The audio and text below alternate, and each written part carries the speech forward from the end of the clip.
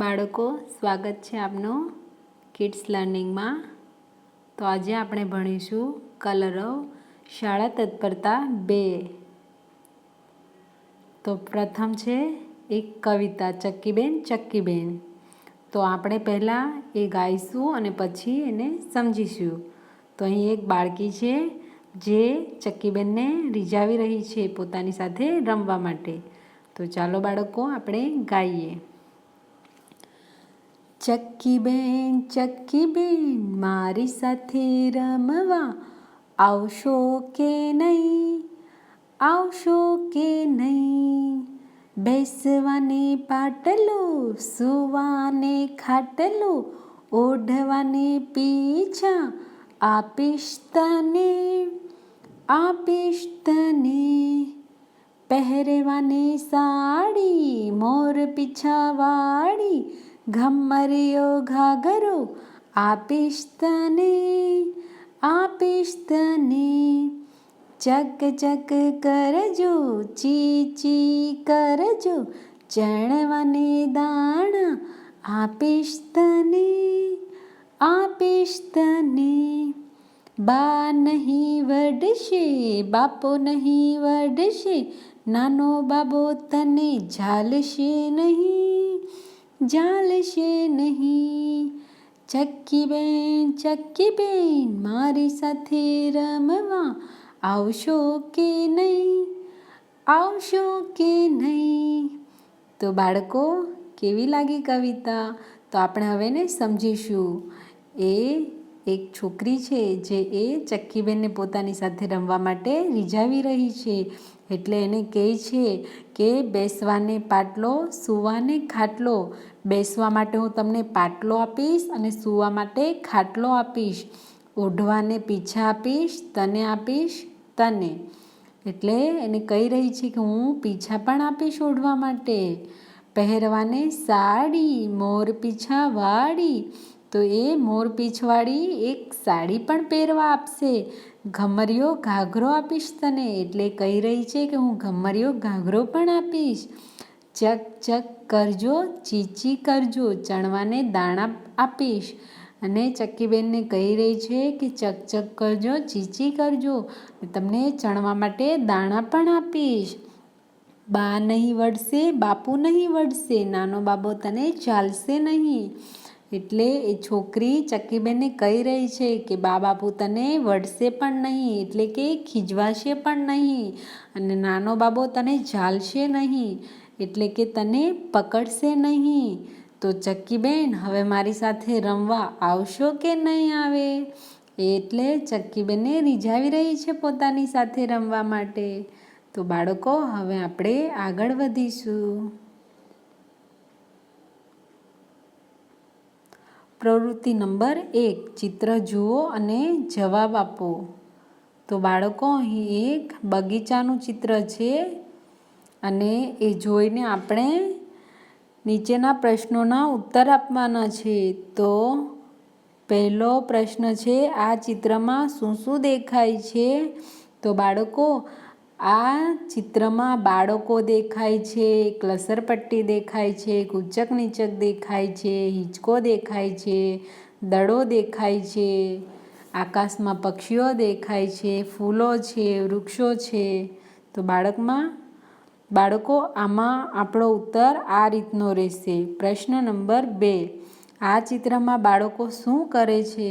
તો બાળકો, આપણે જોઈ શકીએ છીએ કે ચિત્રમાં બાળકો લસરપટ્ટી રમી રહ્યા છે, 2 બાળકો ઊંચક નીચક રમી રહ્યા છે, એક બાળક હિંચકો ખાઈ રહી છે, એક બાળક દડો રમી રહ્યું છે. તો આપણો ઉત્તર આ રીતનો રહેશે. પ્રશ્ન નંબર 3, તમને કઈ રમત રમવી ગમે? તો બાળકો, તમને જે રમત રમવી ગમતી હોય તે તમે અહીં લખી શકો છો. કોઈને લસરપટ્ટી ગમતી હોય તો કોઈને હિંચકા ગમતા હોય, કોઈને બોલ બેટ રમવું ગમતું હોય, કોઈને બેડમિન્ટન ગમતું હોય, કોઈને ઊંચક નીચક ગમતું હોય. તો તમને જે પણ રમત રમવી ગમતી હોય તે તમે અહીં લખી શકો છો બાળકો. પ્રશ્ન નંબર 4, ઘરમાં તમારી સાથે કોણ રમે છે? તો બાળકો, તમે કોની સાથે ઘરે રમવાનું પસંદ કરો છો?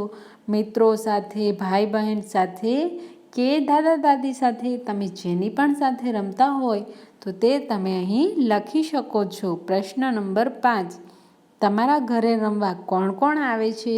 તો બાળકો, તમારા ઘરે તમારા મિત્રો રમવા આવે છે કે તમારી સાથે ભણવા આવતા ક્લાસમેટ આવે છે? કોણ આવે છે એ તમારે અહીં લખવાનું રહેશે. પ્રશ્ન નંબર 6, તમે રમવા ક્યાં જાઓ છો? તો બાળકો, તમે રમવા માટે ક્યાં જાઓ છો? કોઈ બગીચામાં જતું હોય છે, કોઈ દરિયા કિનારે જતું હોય છે, તો કોઈ પોતાના મિત્રોના ઘરે જતું હોય છે. તો તમારો જે પણ ઉત્તર હોય એ તમારે અહીં લખવાનો રહેશે. તો બાળકો, હવે આપણે આગળ વધીશું. પ્રવૃત્તિ નંબર 2, રંગ પૂરો. તો બાળકો, અહીં એક વૃક્ષ આપ્યું છે, 2 ફૂલ આપ્યા છે, 2 પક્ષીઓ આપ્યા છે. તો તમારે અહીં તમારા મનગમતા રંગો પૂરવાના રહેશે જે તમારી પાસે અવેલેબલ હોય. બરાબર બાળકો? તો તમારે આ તમારી બુકમાં પૂર્ણ કરવાનું રહેશે. હવે આપણે આગળ વધીશું. પ્રવૃત્તિ નંબર 3, જોડકા જોડો. તો બાળકો, અહીં આપણે અમુક રમતના સાધનો આપ્યા છે જે જેની સાથે રમતા હોય એને અહીં જોડવાનું રહેશે. જેવી રીતે આપણે ફૂલ સાથે રેકેટને જોડેલું છે, તો આપણે રેકેટ સાથે શેનો ઉપયોગ કરીએ છીએ? ફૂલ. તો એવી જ રીતે બેટ સાથે શેનો ઉપયોગ કરીએ છીએ બાળકો? દડા સાથે. તો બેટને સેમ આ રીતે દડા સાથે જોઈન્ટ કરી દેવાનું છે જેમ ફૂલ અને રેકેટને જોડેલું છે. પછી એક દાંડી છે. તો દાંડી આપણે શેની સાથે રમીએ છીએ બાળકો? ગિલ્લી સાથે. તો એને ગિલ્લી સાથે જોઈન્ટ કરવાનું રહેશે. પછી હોકી છે. તો હોકીનો દડો છે નીચે, તો એને એની સાથે જોડવાનું રહેશે. પછી એક ભમરડો છે. તો ભમરડો શેની સાથે રમાય છે બાળકો? દોરી સાથે. તો એને દોરી સાથે જોડી દો બાળકો. તો થઈ ગયું ને આપણું કામ. તો આ જોડકા તમારે તમારી બુકમાં આ રીતે જોડવાના રહેશે.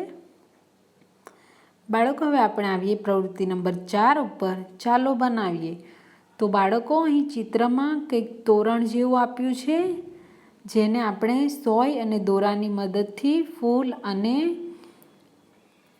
આસોપલવના પાન છે જેને જોઈન્ટ કરીને તમારે આ રીતનું તોરણ તમારે દીદી, ભાઈ કોઈ પણ સાથે બેસીને આ રીતે પ્રવૃત્તિ કરવાની રહેશે.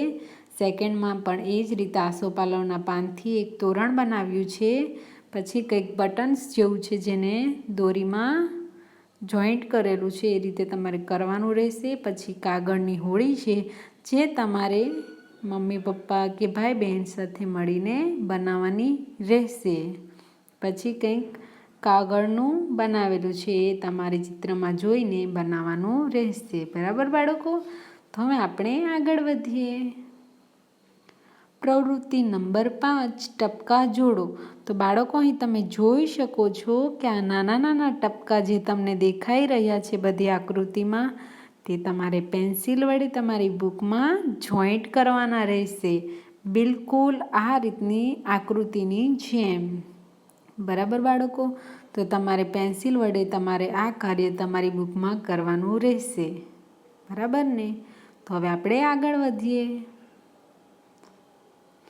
અલગ પડતા ચિત્ર ઉપર ગોળ રાઉન્ડ કરો. તો બાળકો, ફર્સ્ટ ચિત્રમાં આપણે જોઈ શકીએ છીએ ભેંસ છે, હાથી છે, કૂતરો છે, ગધેડું છે, બકરી છે, ગાય છે, ચકલી છે. તો બાળકો, બધા પશુઓ છે પણ એક ચિત્ર કયું અલગ છે? ચક્કીનું. તો આપણે ચક્કી ઉપર રાઉન્ડ કરીશું. તો હવે આપણે સેકન્ડ નંબરના ચિત્ર પર જઈશું બાળકો. તો એમાં શું છે? એમાં છે એક કાગડો, વાંદરું, મોર, પોપટ, કબૂતર, કોયલ. તો આ બધું શું છે બાળકો? પક્ષીઓ છે. તો પક્ષીઓ કોણ નથી? તો વાંદરું પક્ષી નથી. તો બાળક એ અલગ ચિત્ર છે.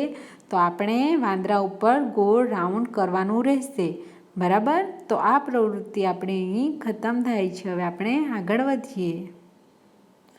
બાળકો, પ્રવૃત્તિ નંબર 7. પ્રવૃત્તિ નંબર 7માં વસ્તુઓ ઘરમાં હોય તો લાલ, શાળામાં હોય તો લીલો અને બંને જગ્યાએ હોય તો પીળો રંગ કરો. તો બાળકો અહીં અમુક ચિત્ર આપ્યા છે અને એના નીચે ગોળ રાઉન્ડ કરેલા છે, જેમાં આપણે રંગ પૂરવાના છે. તો પહેલું ચિત્ર છે બેડનું. તો બાળકો બેડ ક્યાં હોય? ઘરે.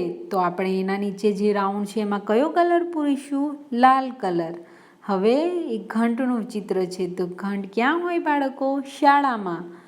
તો આપણે ત્યાં લીલો રંગ કરીશું. હવે છે એક સાણચીનું ચિત્ર. તો બાળકો સાણચી ક્યાં હોય? ઘરે. તો આપણે એમાં લાલ રંગ પૂરીશું. હવે બાળકો કોમ્પ્યુટર. તો કોમ્પ્યુટર આપણા ઘરે પણ હોય છે અને શાળામાં પણ હોય છે. તો એમાં કયો રંગ આવશે? પીળો રંગ. તો બાળક અહીં કોમ્પ્યુટરની નીચે આપણે પીળો રંગ કરવાનો રહેશે. હવે એક બ્લેકબોર્ડ છે. તો બાળકો બ્લેકબોર્ડ ક્યાં હોય? શાળામાં. પણ હવે આપણે માર્કેટમાં બ્લેકબોર્ડ અવેલેબલ હોય છે, એટલે આપણે ઘરે પણ અમુક બાળકો રાખતા હોય છે. તો જેના ઘરે પણ હોય અને શાળામાં પણ હોય એ પીળો રંગ કરશે, અને જેની શાળામાં હોય અને ઘરે ના હોય એ લીલો રંગ કરશે. હવે આવે છે કુશન એટલે કે ઓશીકું અને ઘોડિયું. તો બાળકો આ બે વસ્તુઓ ક્યાં હોય છે? ઘરે. તો એમાં આપણે લાલ રંગ કરીશું. પછી એક લાસ્ટમાં ઢોલ છે. તો ઢોલ ક્યાં હોય બાળકો? આપણી શાળામાં, આપણે પ્રાર્થનામાં એને યુઝ કરતા હોય છે. તો એમાં આપણે પૂરીશું લીલો રંગ.